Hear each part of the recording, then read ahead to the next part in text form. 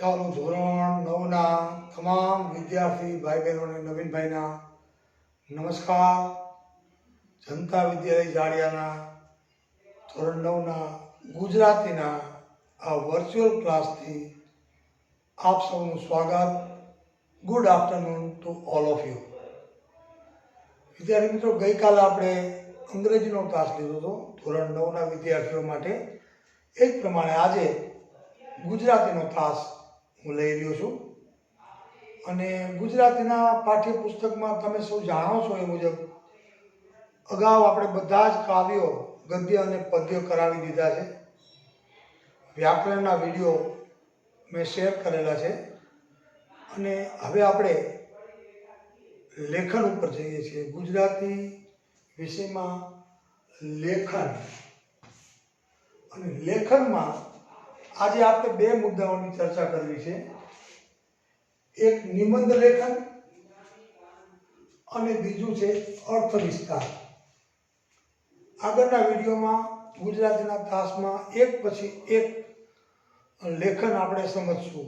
વાર્તા લેખન સમજશું, પત્ર લેખન સમજશું, અહેવાલ લેખનની પણ સમજૂતી મેળવશું, ગદ્યાર્થ ગ્રહણ અને પદ્યાર્થ ગ્રહણ એના પણ આપણે ઉદાહરણો જોશું અને સમજશું.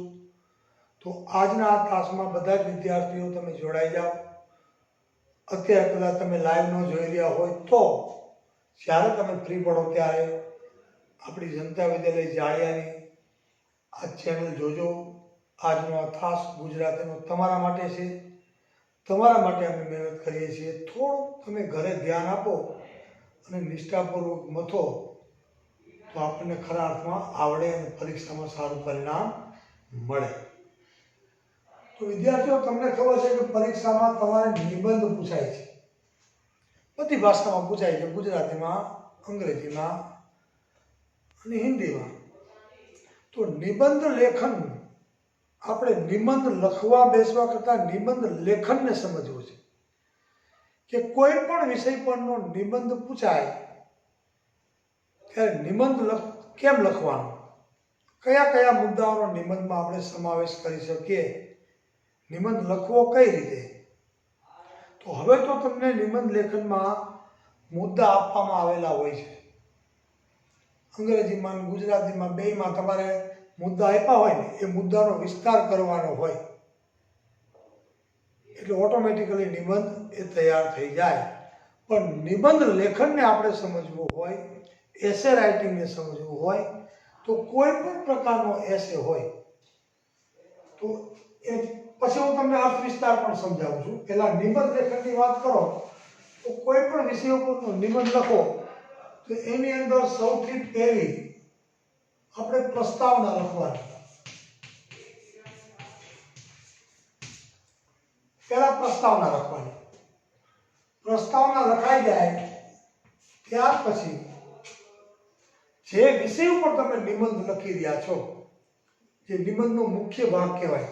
જેમ પત્ર લેખન આપણે કરીએ તો પત્રનો મુખ્ય ભાગ, પત્રનો મુખ્ય સંદેશ એ જેમ આપણે વચ્ચે લખીએ છીએ સંબોધન પછી, એ નિબંધ લેખનમાં પ્રસ્તાવના બાંધ્યા પછી, પ્રસ્તાવના લખાઈ જાય પછી પેરેગ્રાફ પાડીને બીજા ક્રમે તમે શું લખો તો કે જે નિબંધ પૂછાણો છે એ નિબંધની છણાવટ, એ મુદ્દાની, એ વિષય વસ્તુની છણાવટ, નિબંધનો જે વિષય હોય, દાખલા તરીકે મારો પ્રિય તહેવાર, મારી પ્રિય ઋતુ, મારા પ્રિય શિક્ષક, આવો જે નિબંધ, મારા પ્રિય ઉપર કોઈ પણ નિબંધ પૂછાણો હોય તો જે પૂછાણો હોય ને, જે વિષય ઉપર નિબંધ પૂછાણો હોય એ વિષયની વાત ઉદાહરણ સાથે તમારે લખવાની.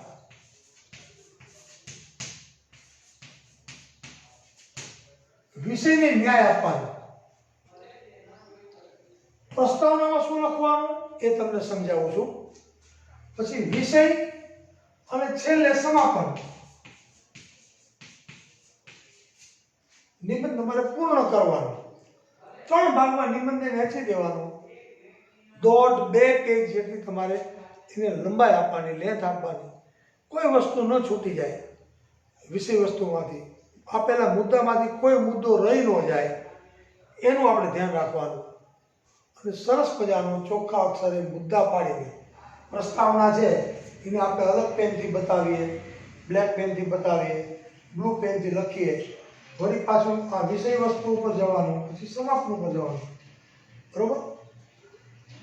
તો પ્રસ્તાવનામાં શું લખવાનું? તો પહેલા આપણે એ વિચારવાનું કે ભાઈ કયા કયા પ્રકારના નિબંધ પરીક્ષામાં પૂછાય, એના વિશે વિચારવાનું.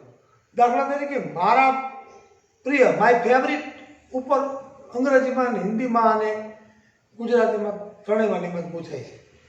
તો મારું પ્રિય શહેર, મારો પ્રિય તહેવાર, મારી પ્રિય ઋતુ, મારો પ્રિય મોબાઈલ, મારું પ્રિય કોઈ પણ ચીજ, મારા પ્રિય શિક્ષક, મારા પ્રિય નેતા, મારા પ્રિય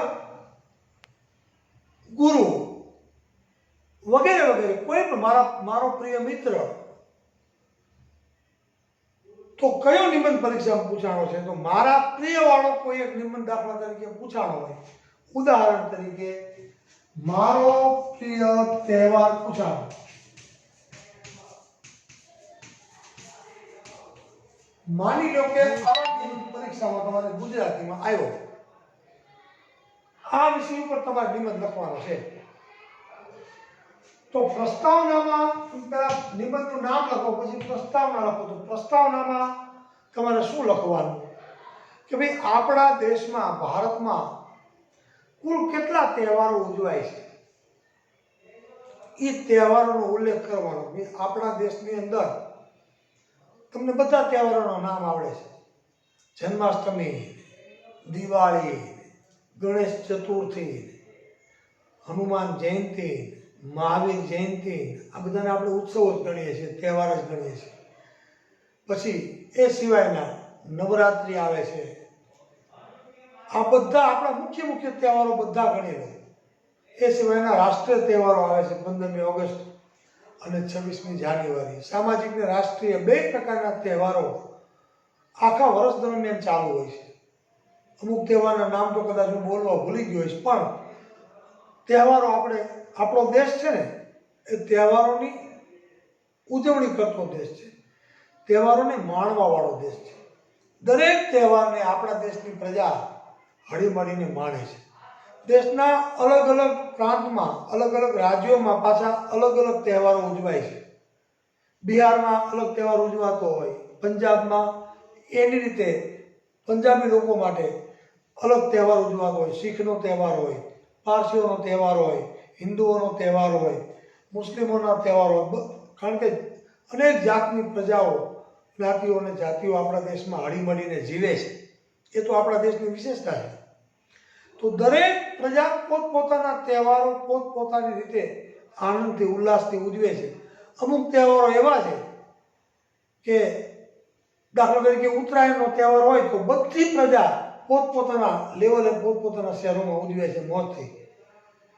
એમ જેટલા તહેવાર ઉજવે છે એનો ઉલ્લેખ તમારે પ્રસ્તાવનામાં કરવાનો. આપણા દેશમાં આ મહિનામાં કે આ સમય દરમિયાન આ તહેવારની ઉજવણી થાય છે, આ તહેવાર ઉજવાય છે, આ તહેવાર ઉજવાય છે. જેટલા તહેવાર જે દેશમાં ઉજવાય છે તહેવારોનો ઉલ્લેખ કરવાનો.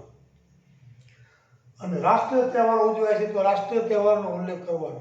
આવા ઘણા બધા તહેવારો ભારત દેશની અંદર અલગ અલગ રાજ્યમાં, અલગ અલગ પ્રાંતમાં, અલગ અલગ રીતે હર્ષોલ્લાસ સાથે ઉજવાય છે, એ આપણે જાણીએ છીએ. મને બધા તહેવાર ગમે છે. બીજું શું લખવાનું પ્રસ્તાવનામાં? મને કોઈ તહેવાર પ્રત્યે અણગમો નથી. હું બધા તહેવારને માણું છું, બધા તહેવારને મોજથી ઉજવું છું અને મને બધા તહેવાર વાલા છે. પણ છતાં જો મને કોઈ એક તહેવાર વિશે પૂછવામાં આવે કે બધા તહેવાર સરસ રીતે ઉજવાય છે, તમને બધા તહેવાર ગમે છે, છતાં તમારે આમાં લખવાનું પ્રસ્તાવનામાં કે મને કોઈ એક તહેવાર ઉપર આંગળી મૂકવાનું કહેવામાં આવે, પસંદ કરવાનું કહેવામાં આવે કે તમારો પ્રિય તહેવાર, બધા તહેવારમાં તમારો પ્રિય કયો તહેવાર, તો હું આ તહેવારનું નામ આપીશ. દાખલા તરીકે તમને દિવાળીનો તહેવાર સૌથી વધારે પ્રિય છે, તો તમારે લખવાનું પ્રસ્તાવના પૂરી કરો ત્યાં કે બધા તહેવારો ઉજવું છું, બધા તહેવારો મને ગમે છે, આટલા તહેવારો ભારતભરમાં ઉજવાય છે અને બધા તહેવારોને પોતપોતાનું આગવું મહત્વ છે. કોઈ તહેવાર નકામો નથી. પણ છતાંય મને પૂછવામાં આવે કે તમારો પ્રિય તહેવાર કયો, તો હું દિવાળી એમ કહીશ. દિવાળી બધા તહેવારોમાં મારો સૌથી પ્રિય અથવા તો એમ કહીશ કે લોકપ્રિય તહેવાર જો કોઈ હોય તો એ દિવાળી છે. અને દિવાળી મારો પ્રિય તહેવાર શા માટે છે, એના માટે મારી પાસે ઘણા બધા કારણો છે. એ કારણોની હું આજે ચર્ચા કરીશ મારા નિબંધ લેખનમાં. પ્રસ્તાવનામાં તમે આ બાબત લખી શકો. પ્રસ્તાવના પૂરી થઈ ગઈ, પોણું પેજ જેટલું પેજ ભરાઈ જાય પછી ત્યાંથી તમારે મુખ્ય વિષય ઉપર આવી જવાનું. મારો પ્રિય તહેવાર છે, તમે દિવાળી કીધું તો હવે તમારે વિચારવાનું કે દિવાળી તમે કીધું, બધા તહેવારોમાં મારો પ્રિય તહેવાર દિવાળી છે, તો દિવાળી શા માટે તમારો પ્રિય તહેવાર છે? એના કારણો રજૂ કરવાના. દરેક તહેવાર સાથે એની તુલના કરવાની. બીજા તહેવારો જે ઉજવાય છે એની સાથે દિવાળીની તુલના કરો તો બીજા તહેવારોની સરખામણીમાં દિવાળી તમને વધારે પ્રિય શા માટે છે, એના કારણો આપીને તમારે આ મુખ્ય ભાગમાં વિષયને પકડીને, મુખ્ય વિષય છૂટી ન જાય કે મારો પ્રિય તહેવાર દીપાવલી છે, શું કામ મને દિવાળી વધારે ગમે છે, એના કારણો તમારે આ ભાગમાં આપવાના, આમ ચર્ચા કરવાની કે ભાઈ દિવાળી મને આવા કારણોસર વધારે ગમે છે. તો કયા કયા કારણો હોય દિવાળી તમને ગમવાના? તમારા મગજમાં જે કારણો હોય, એક તો પ્રકાશનું પર્વ છે, એકબીજાને શુભેચ્છાઓ પાઠવવાનો રિવાજ છે, નવા નવા કપડાની ખરીદી કરીએ છીએ, નવા શૂઝની ખરીદી કરીએ છીએ, એકબીજાને ખૂબ દિલથી શુભેચ્છા પાઠવીએ છીએ. બીજે દિવસે બેસતું વર્ષ હોય ત્યારે એકબીજાને ભેટથી મળીએ છીએ.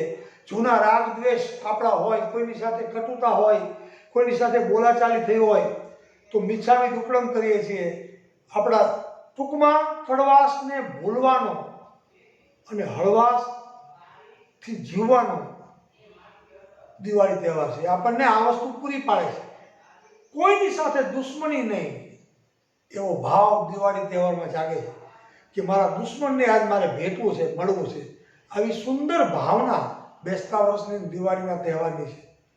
એ સિવાય ફટાકડા ફોડવાની એક અલાયદી મજા છે. ઘણા બધા વિસ્તારોમાં બેસતા વર્ષના દિવસે મોટા મોટા મંદિરોમાં અન્નકૂટ થાય છે.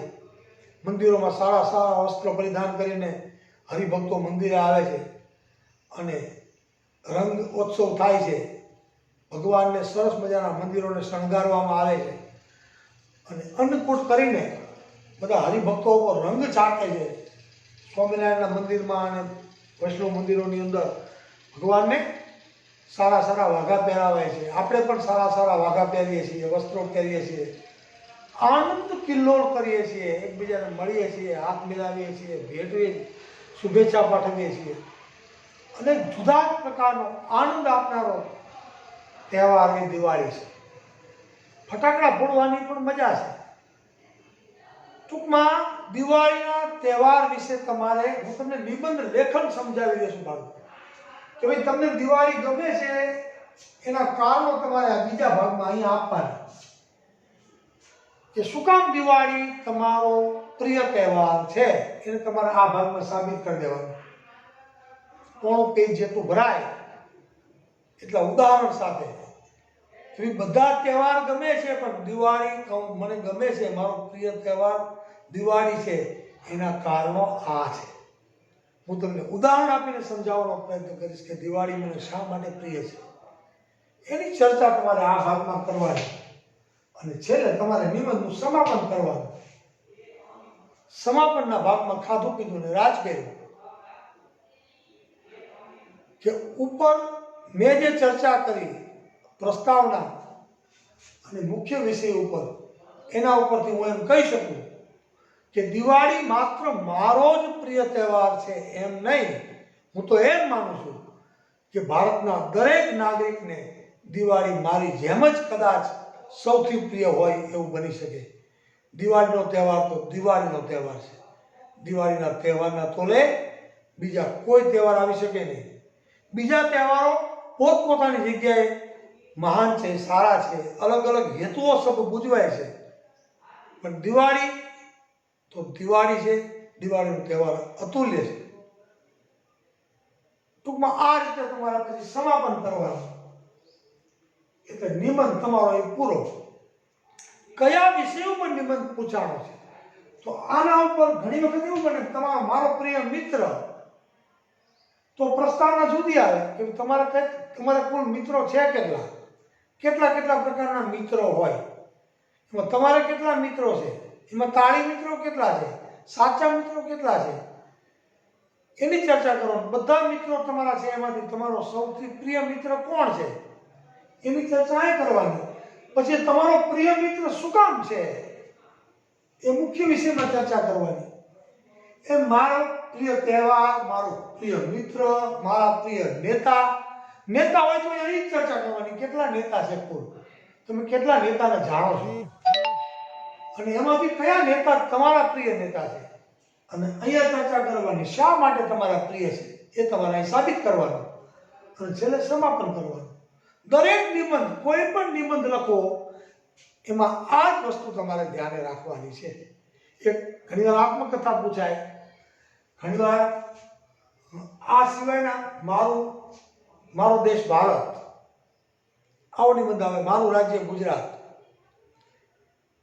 આવો નિબંધ આવે. જિલ્લા ઉપર નિબંધ લખવાનો, તમને એમ કે મારો જિલ્લો અમરેલી, એના ઉપર નિબંધ લખો. મારા પ્રિય શિક્ષક, એના ઉપર નિબંધ લખો. કોઈ પણ વિષય ઉપર નિબંધ લખવાનો આવે તો તમારે નિબંધ લેખનમાં આ બાબતોને ધ્યાન રાખવાની.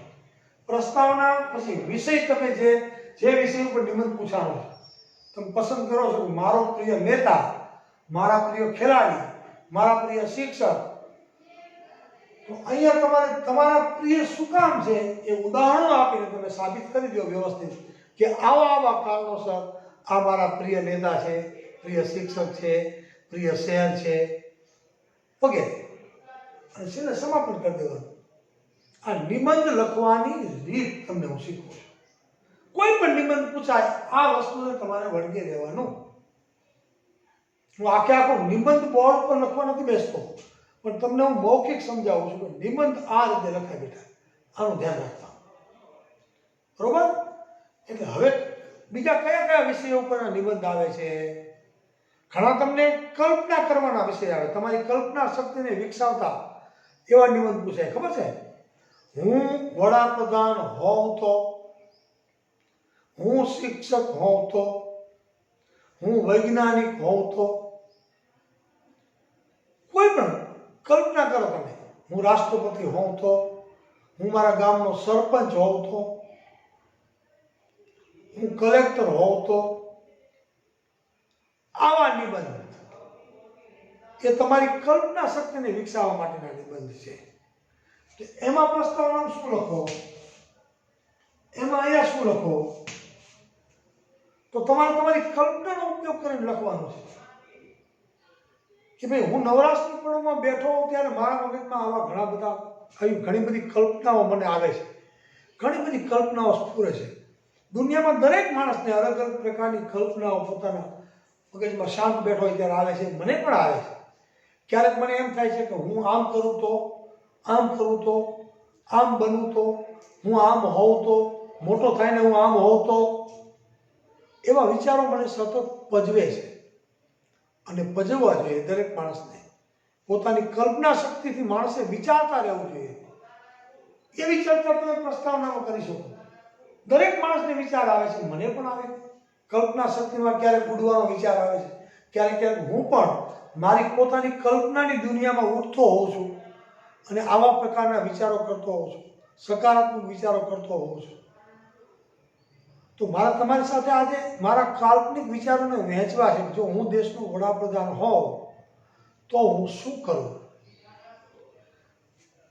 અને અહીંયા પછી તમારે તમારી કલ્પનાઓને અલગ અલગ રંગ આપવાના છે. હું વડાપ્રધાન હોઉં તો હું ગરીબી દૂર કરું, કન્યાઓને શિક્ષણ આપવા માટેનો પ્રયત્ન કરું, ગરીબ લોકોને વધારે સહાય મળે, દેશનો ગરીબ વર્ગ ઊંચો આવે, વધુમાં વધુ લોકો, બાળકો અભ્યાસ કરતા થાય, ભણતા થાય એના માટે પ્રયત્ન કરવું. મધ્યમ વર્ગની વિધવા બહેનો છે કે ગરીબ વર્ગની વિધવા બહેનો છે એને સારામાં સારી સહાય મળે અને સારું જીવન જીવી શકે એના માટે સારી લોનની વ્યવસ્થા કરવું. ઘણું બધું તમે તમારી રીતે વિચારવાનું. ટેકનોલોજીની દિશામાં હું શું વિકાસ કરું, ખેતીની કૃષિ બાબતમાં કિસાનો માટે હું શું વિકાસ કરું, હું વડાપ્રધાન હોઉં તો કઈ કઈ દિશામાં શું શું કામ કરું અને દેશ આપણો જે વિકાસશીલ છે અને વિકાસશીલમાંથી વિકસિત રાષ્ટ્ર કઈ રીતે બનાવવું એ દિશામાં મથામણ કરવું. આવી બધી તમારી કલ્પનાના જે રંગો છે એને તમારે અહીંયા આકાર આપવાનો અને છેલ્લે સમાપન કરવાનું. સમાપન શું કરવાનું કે આ તો મારા વિચારો છે, આ તો મારી સુંદર મજાની એક કલ્પના છે. હું વડાપ્રધાન હોઉં કે હું વડાપ્રધાન ન પણ હોઉં, હું એક સામાન્ય માણસ પણ હોઉં, પણ કલ્પના કરવાનો તો દરેક માણસને અધિકાર છે. એટલે મેં પણ આ દિશામાં મંથન કર્યું, વિચાર્યું, કલ્પના કરી કે જો હું મને આવી સત્તા મળે, હું આવા પદ ઉપર હોઉં તો હું આવું કરું. આશા રાખું કે ભવિષ્યમાં મારી આવી કલ્પના સાકાર થાય ઈશ્વરની દયાથી અને હું કોઈ મોટા પદ પર પહોંચું જ્યાં હું ખરા અર્થમાં, કલ્પના નહીં, ખરા અર્થમાં આવું લોક કલ્યાણનું કામ કરી શકું. આવી વાતો તમે એવા નિબંધમાં લખી શકો જેમાં તમારે કલ્પનાના રંગો દોડાવવાના છે. જો હું આમ હોઉં તો, પછી મારો યાદગાર પ્રવાસ, આવા બધા વિષયો ઉપર પણ તમે નિબંધ લખી શકો. આને કહેવાય નિબંધ લેખન. બાળકો, હું આશા રાખું છું કે તમને મારી વાત ઘણે અંશે ગળે ઉતરી ગઈ છે. ઘણીવાર મારો યાદગાર પ્રવાસ, મારું શૈશવ, જે ભૂતકાળમાં બનેલી વસ્તુ હોય એને તમારે નિબંધ રૂપે લખવાની હોય કે પ્રવાસમાં તમે ગયા હતા તે પ્રવાસ કેવો રહ્યો, તો એનું વર્ણન કરવાનું, પ્રવાસનો વિષય જોવાનો, એ પ્રમાણે પ્રસ્તાવના લખવાની, એ પ્રમાણે વિષયને વળગીને, વિષયને ન્યાય આપીને વચ્ચે તમારે તમારી વાતને સાબિત કરવાની, પછી સમાપન કરવાનું. બરોબર?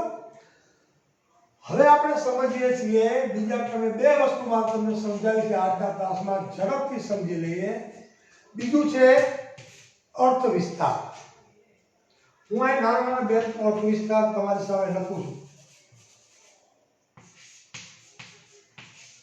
પહેલો લખું છું, સિદ્ધિ તેને જય વરે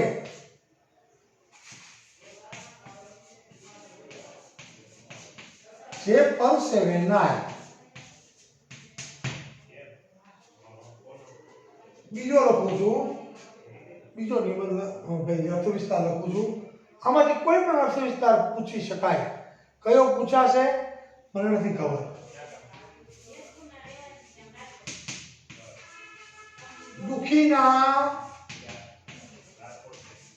દુઃખની વાતો સુખી ના સમજી શકે.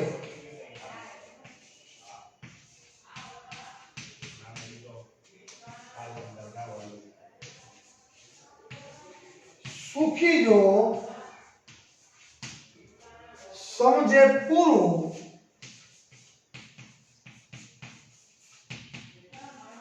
તો દુઃખના વિશ્વમાં ટકે. આ બે ઉદાહરણ તરીકે હું તમને કહું છું. સિદ્ધિ તેને જય વરે જે પરસેવે નાય. દુઃખની વાતો સુખી ના સમજી શકે. સુખી જો સમજે પૂરું તો દુઃખના વિશ્વમાં ટકે. અર્થ વિસ્તાર એટલે તમારે કરવાનું શું એ મારે તમને સમજાવવું છે, એનો કોન્સેપ્ટ. અર્થ વિસ્તાર એટલે આ જુદા પાડો તો અર્થ નો વિસ્તાર કરવાનો છે. અર્થનો વિસ્તાર. કોના અર્થનો વિસ્તાર? તો આ પંક્તિઓ તમને પરીક્ષામાં કોઈ પણ પ્રકારની પ્રસિદ્ધ મુક્તક જેવી પંક્તિ આપવામાં આવેલી હોય જેમાં ઉદાહરણ તરીકે મેં 2 લખી છે. આવી કોઈ પણ ઉપદેશાત્મક પંક્તિ જેમાંથી જીવનનો મોટો સંદેશ મળતો હોય એવી આવી કોઈ મહાન લેખક દ્વારા લખાયેલી કે બોલાયેલી પંક્તિ, મહાન કવિ દ્વારા લખાયેલા કાવ્યની પંક્તિ તમને પરીક્ષામાં આમ છાપેલી હોય અને તમને એમ કહે કે આ પંક્તિનો શું અર્થ છે, આ પંક્તિઓ છે, આ પહેલી પંક્તિ છે એમાં શું સંદેશ છે.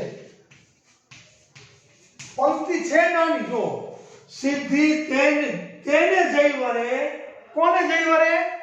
જે પરસેવે નાય. તો આવડી નાની પંક્તિ છે પણ એનો સંદેશ કેવડો મોટો છે, એનો અર્થ કેટલો વિશાળ છે, એને આપણે સમજવાનું. આનો અર્થ તો એટલો છે ને, સિદ્ધિ એટલે સફળતા. કવિ કહે છે સફળતા કોને મળે? પરસેવે નાય એને. પરસેવે નાવું એટલે શું? અથાગ પરિશ્રમ કરવો, હાર્યા વગર, થાયકા વગર. જે માણસ પરિશ્રમી હોય, પરિશ્રમ કરે, નિષ્ફળતા મળે તો પોતાનું શ્રમ કાર્ય, પોતાનો પરિશ્રમ એ છોડે નહીં. માત્ર પ્રારબ્ધ ઉપર આધાર રાખીને જે બેસી ન રહે, નિષ્ફળતા મળે છતાંય કરોડિયાની જેમ પોતાના પ્રયત્નો ચાલુ રાખે. જે ઉદ્યમી હોય, જે પરિશ્રમી હોય, જે પરસેવે નાય એટલે ખૂબ મહેનતુ માણસ હોય, મહેનત કરે ને પરસેવો વળે, આખા શરીરે પરસેવાથી રેપ જે માણસ થઈ જાય, પરિશ્રમ કરે તો જ થાય. એવો જે શ્રમિક છે, જે પરિશ્રમી છે, જે ઉદ્યમી છે, એ માણસને જ સફળતા મળે. દુનિયામાં જે માણસ આળસુ બનીને બેઠો રહે છે, એથી બનીને બેઠો રહે છે, જેને કંઈ કામ કરવું ગમતું નથી, એવો માણસ નકારાત્મકતાથી ભરેલો હોય છે. એ પોતે તો કામ કરતો નથી, બીજા કરતા હોય એને પણ અટકાવે છે. એની જગ્યાએ ઉદ્યમી માણસ નવરો બેસતો નથી, જે ફળ મળે તે પણ પોતાનું કાર્ય ચાલુ રાખે છે. તો તમારે આની અંદર શું લખવાનો? આનો સાર, આનો અર્થ મેં તમને કહી દીધો કે જે ઉદ્યમી માણસ હોય, પરિશ્રમી માણસ હોય, એ માણસ જ સફળતાને વરે. વરે એટલે સફળતા મેળવે, એને જ સફળતા મળે જિંદગીમાં. બાકી તો સિંહ હોય ને, એ પોતાની ગુફામાં બેઠો રહે તો સામેથી કે હરણ એના મોઢામાં ન આવે કે સિંહભાઈ મને ખાઈ લ્યો. એને શિકાર કરવા તો જવું જ પડે બાળકો, એને પરિશ્રમ કરવો પડે. વનના રાજા છે તોય દરેક માણસે પરિશ્રમ કરવો પડે, ઉદ્યમ કરવો પડે, તો જ તમારું ધારેલું કાર્ય સિદ્ધ થાય, તમને સફળતા મળે, તમે બીજા માટે પ્રેરણા બની શકો. આવો આમાં અર્થ છે. તો અર્થનો વિસ્તાર કરવાનો. તો પરીક્ષામાં કેમ લખવાનું? પરીક્ષામાં તમારે પછી તમને સમજાવું. એક મિનિટ, આ બીજો અર્થ વિસ્તાર સમજી લઈએ. દુઃખીના દુઃખની વાતો સુખી ના સમજી શકે. સુખી જો સમજે પૂરું તો દુઃખના વિશ્વમાં ટકે. દુનિયાની અંદર સુખી અને દુઃખી 2 પ્રકારના માણસો છે, આપણે જાણીએ છીએ. પણ જેટલા માણસો દુઃખી છે, અલગ અલગ પ્રકારે દુઃખી છે, એના દુઃખને સમજવાની દુનિયાના સુખી લોકો, જે સુખી વર્ગ છે, એ દુઃખી વર્ગની સમસ્યાઓને સમજવાનો પ્રયત્ન કરતો જ નથી. સુખવાળા સુખમાં રાખે છે, દુઃખવાળા બિચારા વધુ ને વધુ દુઃખી થતા જાય છે. પણ સમાજનો સુખી વર્ગ સમાજના દુઃખી વર્ગની પડખે ઊભો રહે, એના દુઃખને સમજવાનો પ્રયત્ન કરે, એની પીડાને સમજવાનો પ્રયત્ન કરે, તો સમાજમાં કોઈ દુઃખી જ ન રહે, બધા સુખી થઈ જાય. પણ સુખી લોકોને જ્યારે સુખ મળી જાય છે, સંપત્તિ મળી જાય છે, ત્યારે સુખી લોકો સ્વાર્થી બની જાય છે, મોટા માણસો બની જાય. પછી એનું નાના માણસ તરફ ધ્યાન જતું નથી, પોતાનું જ વિચારે છે. સ્વાર્થી બનીને સુખી લોકો વિચારે છે. એટલે સમાજનો દુઃખી માણસ હંમેશા દુઃખી રહે છે, એને સુખી થવાની ક્યારેય તક મળતી નથી. પણ જો સમાજનો સુખી વર્ગ દયાથી, સહાનુભૂતિથી વિચારતો થાય આપણે પણ એકવાર દુઃખી હતા, હવે સુખી થયા છે, તો આપણે સમાજના દુઃખી વર્ગને એને મદદરૂપ થવાનો પ્રયત્ન કરવો જોઈએ અને દુઃખમાંથી બહાર નીકળે એવો સંનિષ્ઠ પ્રયત્ન આપણે કરવો જોઈએ. આપણે દયાળુ થવું જોઈએ, આપણે હવામાં ન ઉડવું જોઈએ. સુખ તો આજે છે ને કાલે નહીં હોય એવું મોટું હૃદય રાખીને તો સુખી માણસો દુઃખી માણસોના દુઃખને સમજે તો વિશ્વમાં ક્યાંય દુઃખ ન રહે, રામ રાજ્ય આવે, સમગ્ર પ્રજા વિશ્વની એ સુખી થાય. પણ આવું બનતું નથી, કવિ એમ કહે છે. આ એનો અર્થ મેં તમને સમજાવ્યો. પછી તમારે થોડુંક ઉદાહરણ આપીને એનો વિસ્તાર કરવાનો, એનું નામ અર્થ વિસ્તાર. તો અર્થ વિસ્તારમાં લખવાનું શું, હું તમને 5 જ મિનિટમાં એ વાત પૂરી કરીને બતાવું. દાખલા તરીકે સિદ્ધિ તેને જય વરે જય પરસેવે નાય, એનો તમારે અર્થ લખવો હોય તો શરૂઆત કેમ કરવાની? હા, ઉપરોક્ત વિષયમાં, ઉપરોક્ત પંક્તિઓમાં, સોરી,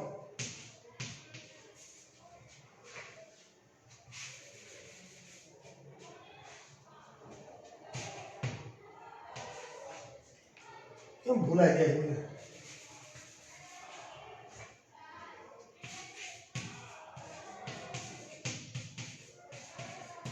ઉપરોક્ત લાઈનમાં જીવનનો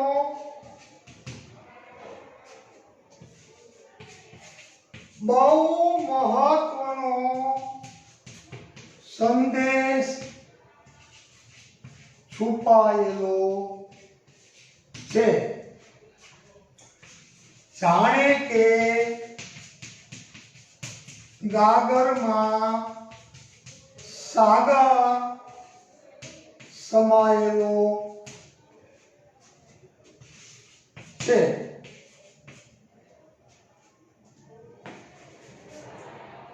પછી આગળ હાલવાનું. શરૂઆત તમારે કોઈ પણ અર્થ વિસ્તારની આ રીતે કરવાની, પછી ઉદાહરણ આપવાનું. અંગ્રેજીમાં દાખલા તરીકે તમારે એક ઉદાહરણ આપવું હોય તો અંગ્રેજીમાં એક આવી કહેવત છે, પછી તમારે એ કહેવત તો અંગ્રેજીમાં પણ આવું કહેવાયું છે. શું કહેવાયું છે? તો આમ ઉદાહરણ આપી શકો કે treasure of pleasure is not in leisure but labor. સંસ્કૃતમાં પણ કહેવાય છે ઉદ્યમેન હિ સિદ્ધયંતિ કાર્યાણિ. ઉદ્યમી માણસ જ જીવનમાં સફળતા પ્રાપ્ત કરે છે. પરિશ્રમનો કોઈ વિકલ્પ નથી. માણસે સફળતા માટે ટૂંકા રસ્તા શોધવા જોઈએ નહીં, પરિશ્રમ કરીને મેળવવાનો આગ્રહ રાખવો જોઈએ. ઉદ્યમી માણસ જ જીવનમાં સફળતા હાંસલ કરે છે એવો સુંદર મજાનો બોધ, જીવનમાં ઉતારવા જેવો બોધ ઉપરની ઉપરોક્ત લાઈનમાં, ઉપરોક્ત પંક્તિઓમાં આપણને મળે છે.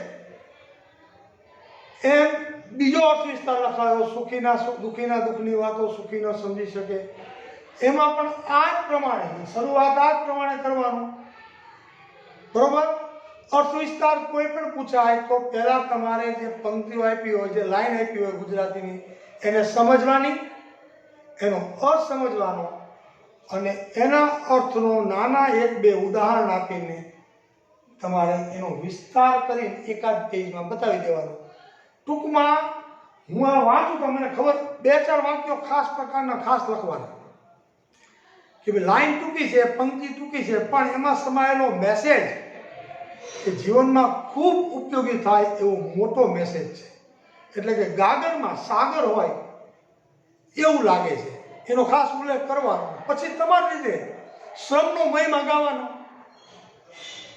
કોઈ પણ અર્થ વિસ્તાર લખો ત્યારે એ પંક્તિ કે એ લાઈન જે આપેલી હોય ગુજરાતીની કોઈ પણ કે ગદ્ય પદ્યમાં, એને સમજવાની, એના અર્થને સમજવાનો અને પછી તમારે એનો વિસ્તાર તમારી ભાષામાં કરી નાખવાનો. એને અર્થ વિસ્તાર કહેવાય. નિબંધ લેખન અને અર્થ વિસ્તાર બે આ પ્રમાણે તમારે લખવાના હોય. 2 વિષયને આવરી લેવામાં થોડીક મારે બાળકો ઝડપ કરવી પડી છે. હજી આગળના વિડીયોમાં અનુકૂળતા આવશે તો બીજા એક બે અર્થ વિસ્તાર લઈશ. આગળના વિડીયોમાં બીજા બે મુદ્દાને આપણે સમજવાનો પ્રયત્ન કરશું. બરોબર?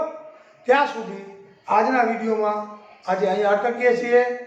આવજો બધા.